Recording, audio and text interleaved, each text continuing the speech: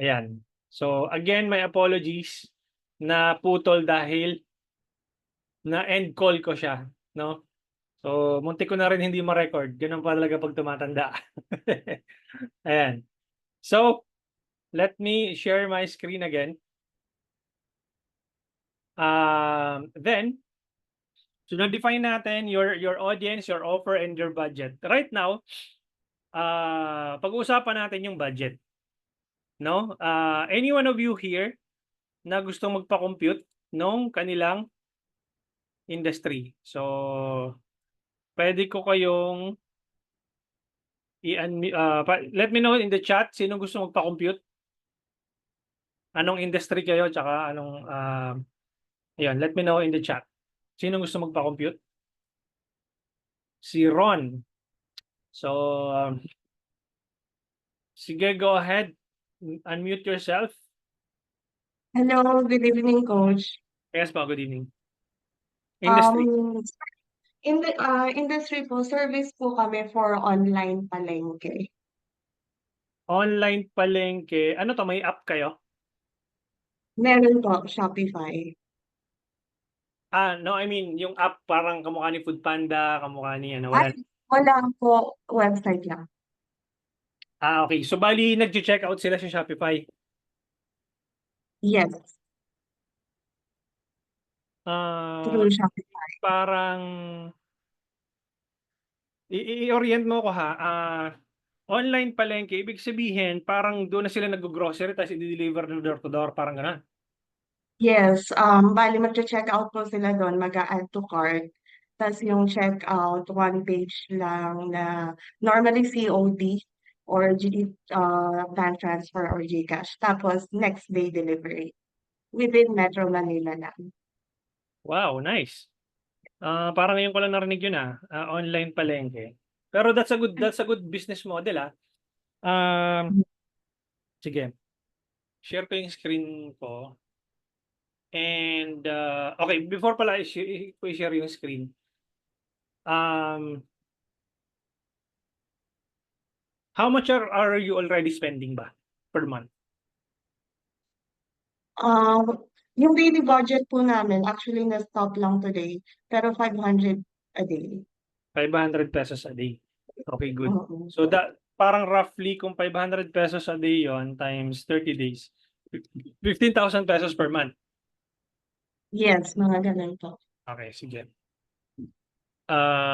And itong price points ninyo, nag-a-average na magkano yung price points ninyo? What do you mean po? Doon sa Ah, website, ano yung pinaka-bottom price ninyo? Ano yung pinakamahal na price ninyo? Let's say, roughly. okay. Yung for, let's say per order, minimum of 1,500. Then, umaabot po mga usual average order 2K, 3,500, meron din 7K, mga ganun po. So, parang safe to say na 2,000. Mga ganun, yes, yes. Okay, sige. Over minimum konti. Sige. Share ko lang dito. So, online palengke. Online palengke. Okay.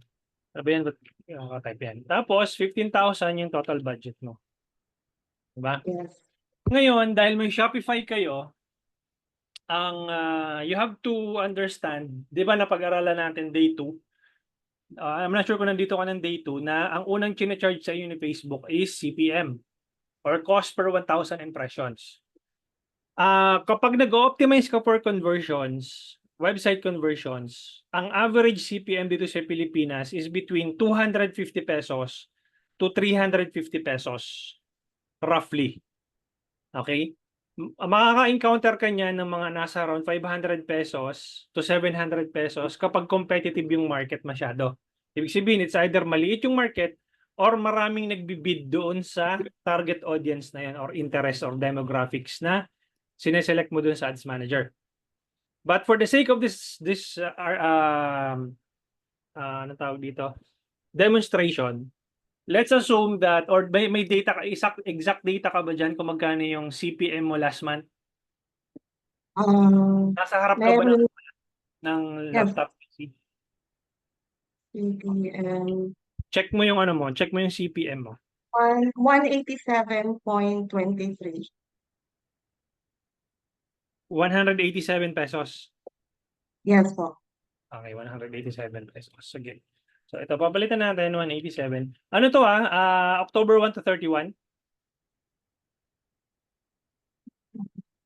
Doon mismo sa Yes. pinakababa, sa pinaka-bottom, wag doon sa per campaign, yung pinaka-total doon Ah, sa pinaka-total sa baba. okay. 110.67. 110.67. Ba, mura. Yan. So, meaning you have a good CPM. Especially kung conversions yan, especially kung, yun nga, website conversions. So, very good yung CPM mo na 110. Mas mababa dyan, mas maganda. Okay? Kasi di ba sabi ko nga, 250. So, 110.67, very good yan. Then, kung meron kang 15,000 roughly na, anong tawag dito na total budget, tingnan mo nga ako, nasa around 135,000 yung total impressions ng last month mo. Total impression. Sa baba din po yun, no? Yung pinakadulo. 52,664. Magkano yung total budget mo doon na spent last month? Umabot po ng 5.8. 5.8? Oo. Ayan, papalitan natin to 5.8. Ayun o. Tama na, 52? Mga 52,000 yung, ganyan. ayan. 55. Ayan. So doon na lang tayo sa October mo para sakto Okay. talagang yung kumbaga yung data na pinag-uusapan natin, swak doon sa number mo. 'Di ba? Sabi mo kasi kanina 500, so that's 15,000. So October mo 5.8 yung total ad spent mo, CPM mo 110.67, that would generate 52,000 number of impressions. Okay? Yes. Meron ditong Yes. column sa column E. Ito yung formula. Naka-auto-compute na 'yan. Pag dinownload nyo kasi itong file, download, mawawala yung computation. So, nilagay ko yung formula dito sa gilid para magamit ninyo yung formula. No? Kasi mawawala yan eh. So, ngayon, dahil meron kang 52,408 impressions and you are using website, ang ideal click-through rate ng ads mo dapat between 1 to 2%. Okay? In total. And titingnan mo din siya per ad or per ad kung nare-reach niya ba yung 1% na CTR. Ito yung link click-through rate ha. Magkaiba yung CTR all sa link click-through rate. Okay? Ideally, dapat meron kang 1 to 2% na click-through rate. Now, given the fact na meron kang, let's say, 1% na click-through rate, out of 52,000 na impressions, makakapag-generate ka dyan roughly 524 link clicks. Okay? Auto-compute na rin yan. Kung 1% yung average CTR mo. Okay? Sa 524 na link clicks na yon, ideally, dapat yung 524 na yon, meron ka ding 1 to 2% na conversion rate. Ibig sabihin, at least 1 or 2% of the 524 link clicks will be translated into customers. So that roughly will be you will get at least 5 customers technically. Ngayon, tanungin kita, last month nakailang customers kayo? Nabilang mo ba? Ilan yung customers na pumasok? Yes po, around 6 yung na-convert. Ilan? 6. Honey. 50? So, sorry, medyo nag-choppy ka. Fifth ba? Around 6 po yung na-convert from the app. 6. So tama lang din yung ano ko, yung halos numbers ko dito. Okay? So 6 ngayon, ibababa mo dito 6. And natanong kita kanina, roughly nasa 2,000, di ba? Yung average order. Yes. Okay. So, ibig sabihin nun, nagkaroon ka ng revenue na 12,000 pesos. Okay? Rough estimate natin dahil siyempre per individual purchase magkakaiba yun eh. Pero in average natin per individual as to 2,000 pesos. Ngayon, dahil nagkaroon ka ng revenue na 12,000, ibig sabihin nun, i-divide mo yon doon sa 5,800 mo na total ad spend. Ang return on ad spend mo doon is 2.07. Ibig sabihin, 2 beses mahigit bumalik sa iyo yung 5,800 mo. Okay? Ganun po siya computed. Ngayon, dahil po pag-acquire ka ng 6 na customers, no? I-divide mo yung 6 na yon doon sa total ad spend mo. So 5,800 divided by 6, ang customer acquisition cost mo is 966.67. Tingnan natin kung tama Divided by 6, ayan 966.67. Ibig sabihin, it would cost you like 1,000 pesos or 1,000 pesos, round off, to acquire a new customer. Again, ulitin ko. Ibig sabihin, binabayaran mo si Facebook ng 1,000 pesos para makapag-acquire ka ng bagong customer or ng isang customer. Ito yung tinatawag na customer acquisition cost, yung CAC na tinatawag. Now, let's say, sabi mo sa sarili mo, by November, gusto kong magkaroon ng 50 customers. No? So 50, dahil ang customer acquisition cost mo is 966.67, round it off to 1,000. Sinabi mo sa sarili mo na gusto ko magkaroon ng 50 customers, multiply mo yan sa 1,000, then definitely you need to spend at least 50,000 pesos to acquire 50 customers. Make sense?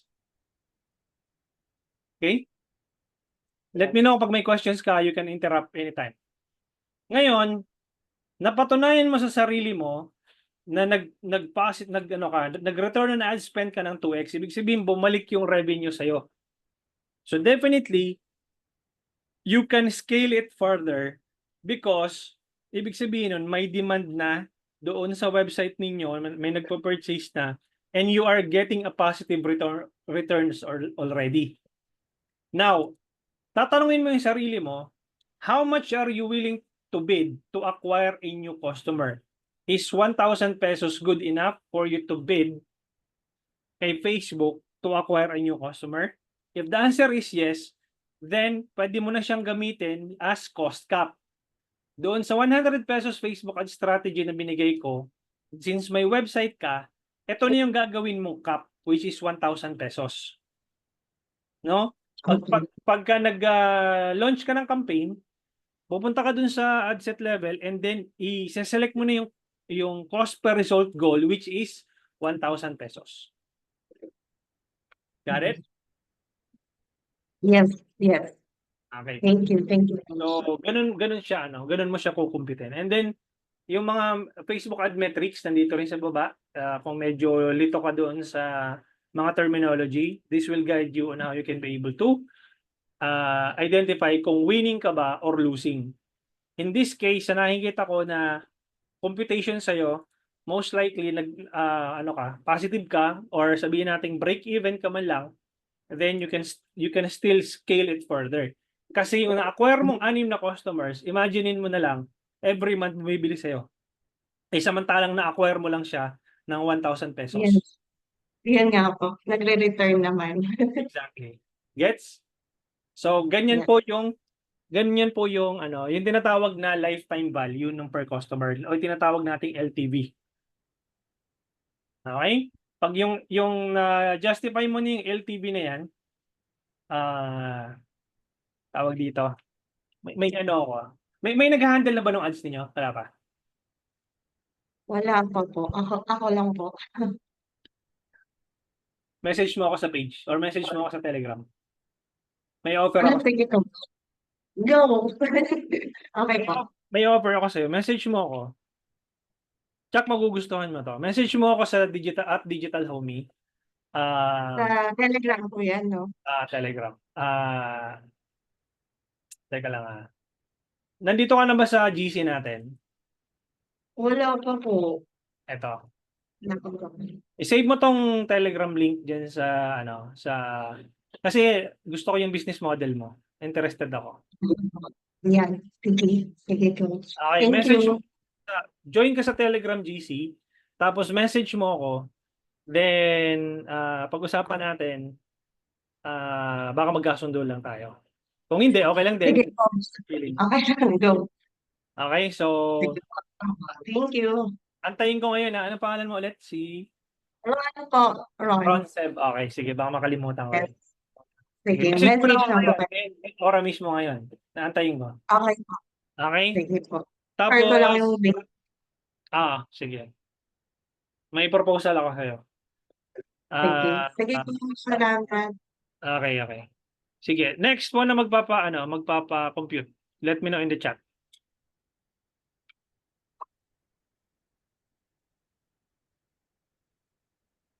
Sino magpapa-compute yan? Meron pa? Wala na? Yun, makakapaghapunan na ako. Wala na magpapa-compute. Wala na mag-chat dyan sa baba. Miss Abby, go ahead. I-unmute kita. Yan, go ahead. 250 pesos per day budget ko. Ayan, naka-unmute ka, Miss Abby. I-unmute mo yung sarili mo para naririnig kita.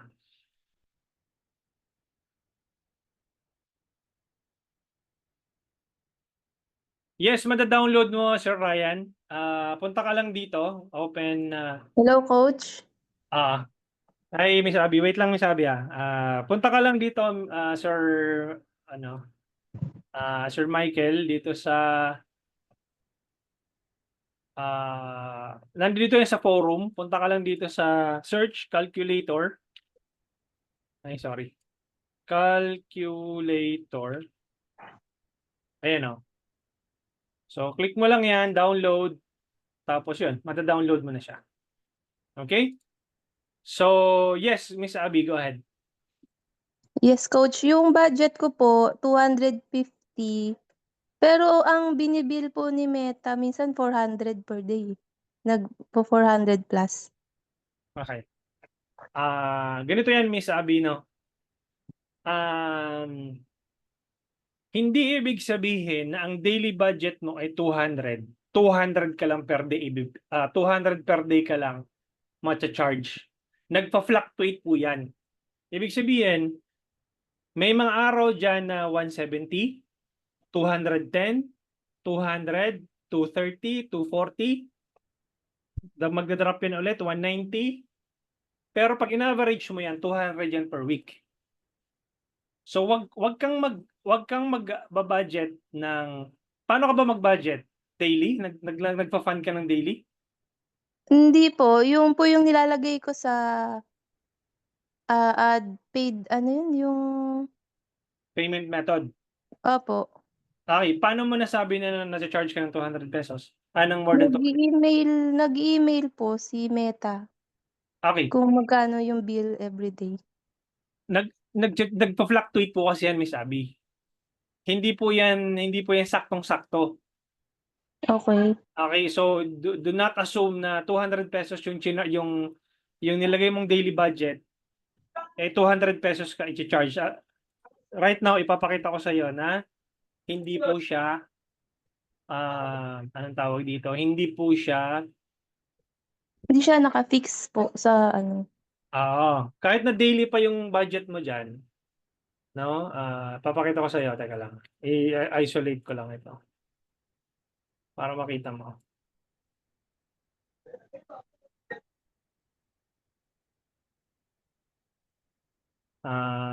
Wait lang. Ayan. Share ko yung screen ko. Ayan, kita mo yung screen ko? Yes, Coach. Okay. Pag ginilagay ko dito, reports or breakdown day, Ayan o, makikita mo dito, ang budget ko is 400 pesos daily. Ayan o. Pero Opo. tingnan mo, nag-charge ako below 100, below 400 pesos. Ito 245, 242, 220, 333. Even if yung budget ko ay 400 pesos, may mga days diyan na magfa-fluctuate yan. Kamukha nito, 245 lang yung naubos dun sa budget ko, hindi umabot ng 400. Ibig sabihin nun, hindi walang inventory si Facebook na pagpapakitaan ng ads ko. Kaya hanggang dito lang yung budget. Ayan oh. No, tapos ito to. Yun, today. So 333 tingnan mo, hindi pa umaabot sa 400. So hindi po siya, wag mong asahan na daily budget mo 200 or 400. Ganun lang siya anong tawag dito? Ine-expect ko na nga coach palagi pag 250 nasa 450 to 500 po ang ano niyan. Ang gawin mo diyan, lagyan mo agad ng budget for the whole week na para hindi ka na uubusan ng budget. Pagdating ng days na nagpi-peak, hindi ka na uubusan ng budget. Dapat 1 week in advance, meron ka nang naka-fund na budget doon. Naka 1 month advance ako coach. Pero ang tanong ko lang po, kung halimbawa sa isang buwan 8 person po yung nakuha kong patient, para ma-double siya, kunyari gusto ko maging 20, magkano yung i-a-add ko po na ano, na budget? Dito sa computation natin. Opo. Okay, so anong industry mo? Prosthetics po. Prosthetics. Ayan. Magkano yung budget mo last month?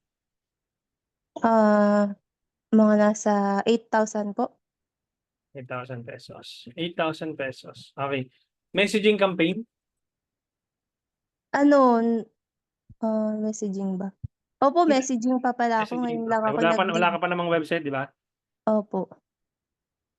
Hi, Ron. Ayan, Ron. Nag-ano na ako. Nag-reply na ako sa'yo.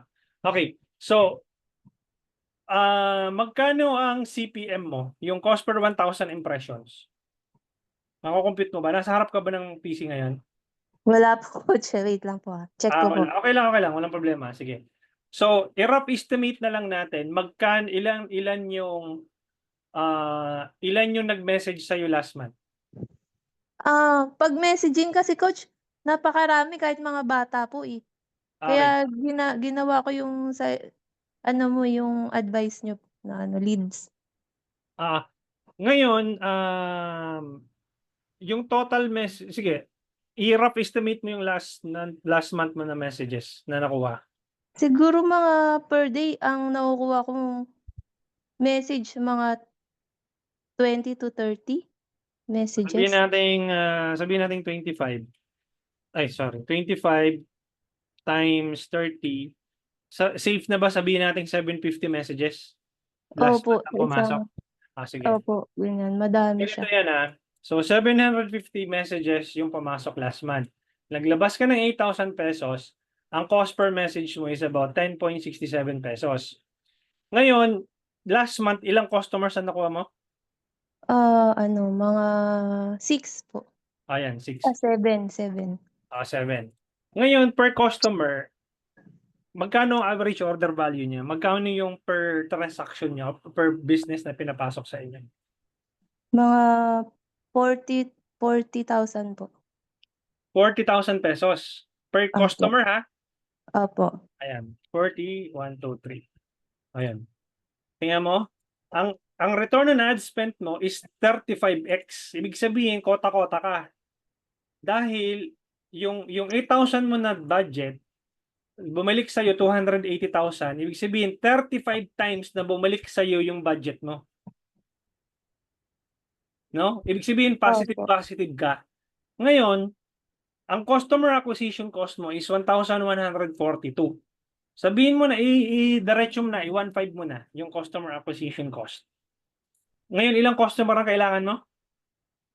Kung 20 sana, coach. 20 customers. Tingnan natin kung tama yung computation ko. So, 8,000 pesos divided by 7. Ayan, 1,142.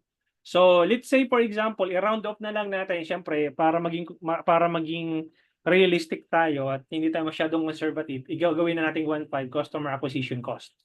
So, ibig sabihin 1,500 CAC mo, 20 customers, no? Yes, coach. Times 20 customers, ito kailangan mong spend. 30,000 per month. Yes. Okay, coach. Tapos divide ko na lang sa 30 days. So 300. 30,000, edi 1,000 pesos per day. 1,000. Oo nga. Kasi 30,000 divided by 30 days, o di dapat ang budget mo doon 1,000 pesos per day. Okay, coach. Gets?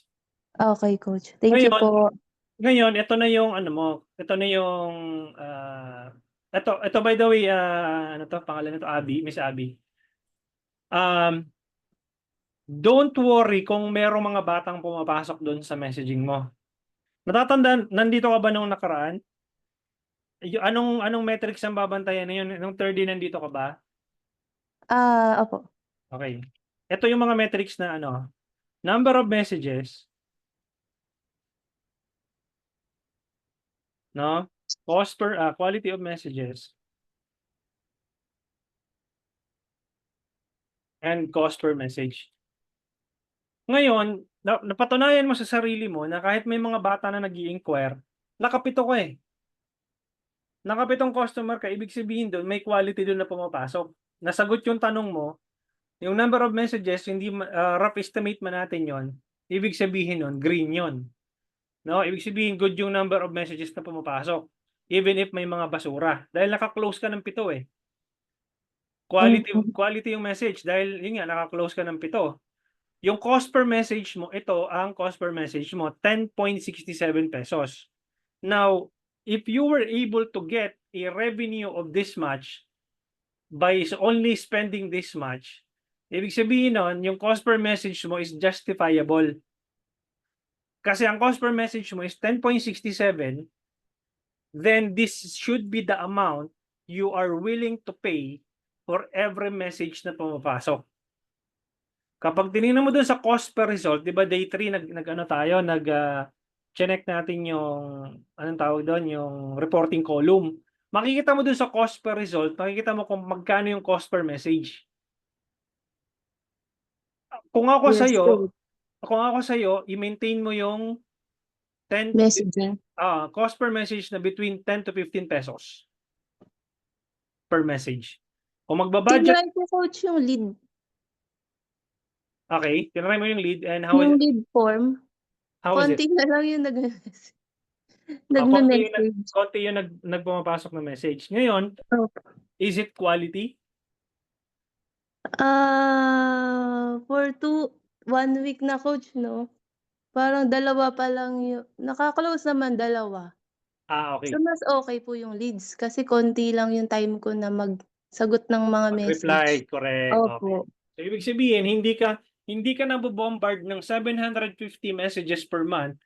I'd be willing to pay 50 pesos per lead kung quality leads naman yung pumapasok.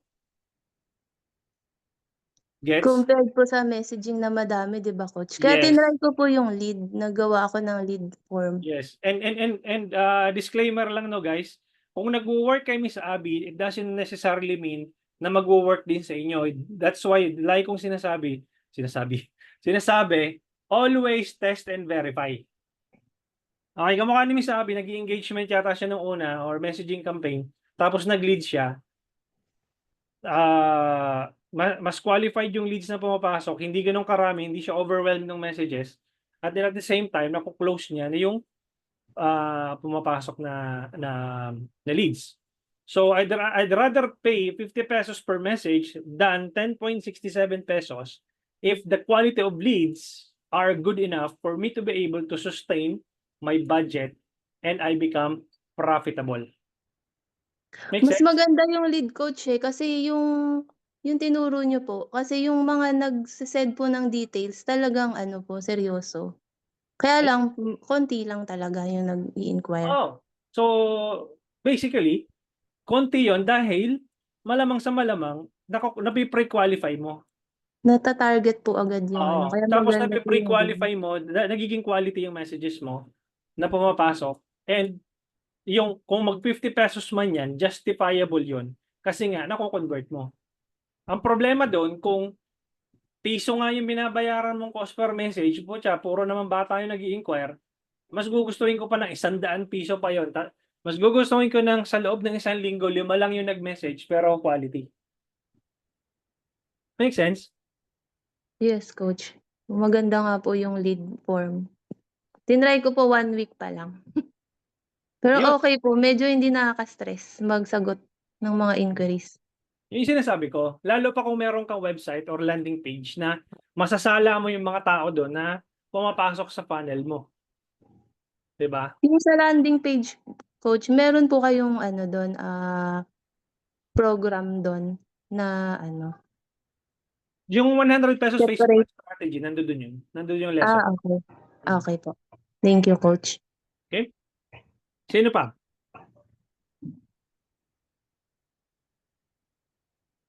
Sino pa gusto mo pa-compute? Bahala kayo, magdi-dinner na ako. Wala na? Yun. Maraming salamat guys. Makapag-dinner na ako. Okay, before we end our call, meron ako ibibigay sa inyo na form. If you take some time to fill out the form, this makes my coaching program become more anong tawag dito?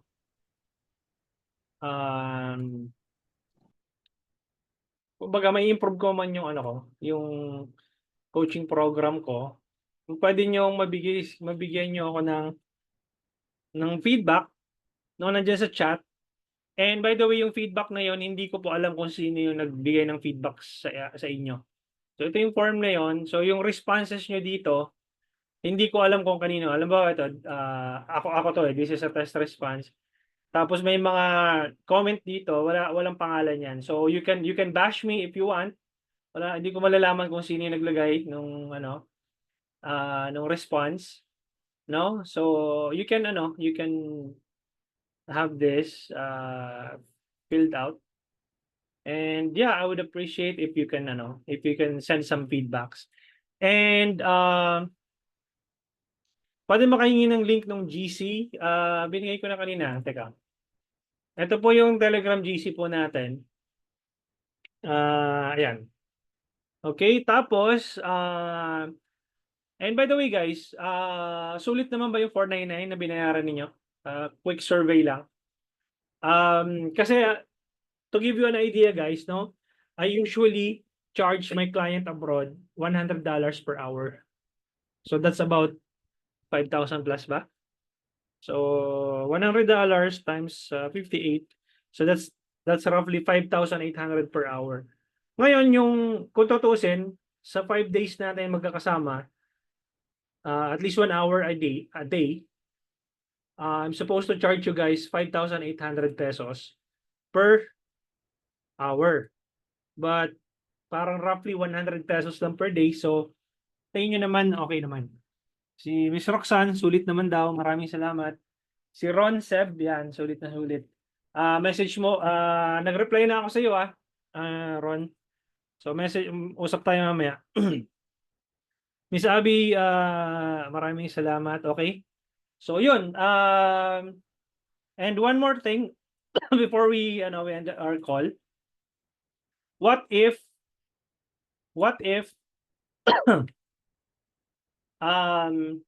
itong sa online courses ko, what if you'll get everything here? Lahat ng nandito except yung itong metapixel issues, one-on-one coaching, tsaka yung face-to-face.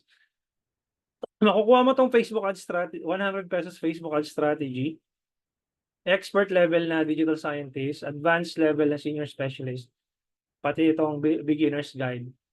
If you purchase the expert level digital scientist, you'll get everything. And this is also a lifetime coaching program. Manawa ka. Meron tayong bi-monthly coaching calls, no? Every month, 2 beses, live 'yon. and you can get to join the live training. So tingin nyo sulit naman yan. So let me know.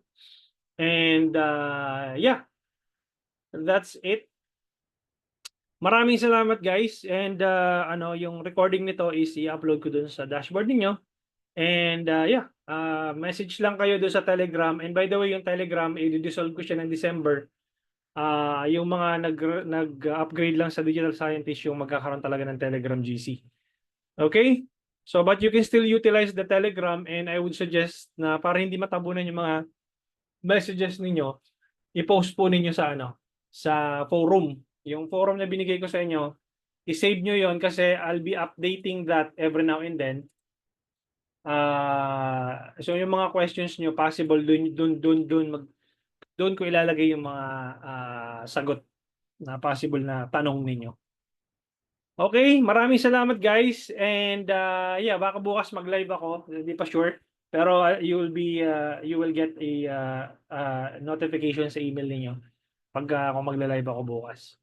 Okay, maraming salamat, and yeah, see you when I see you. Bye-bye.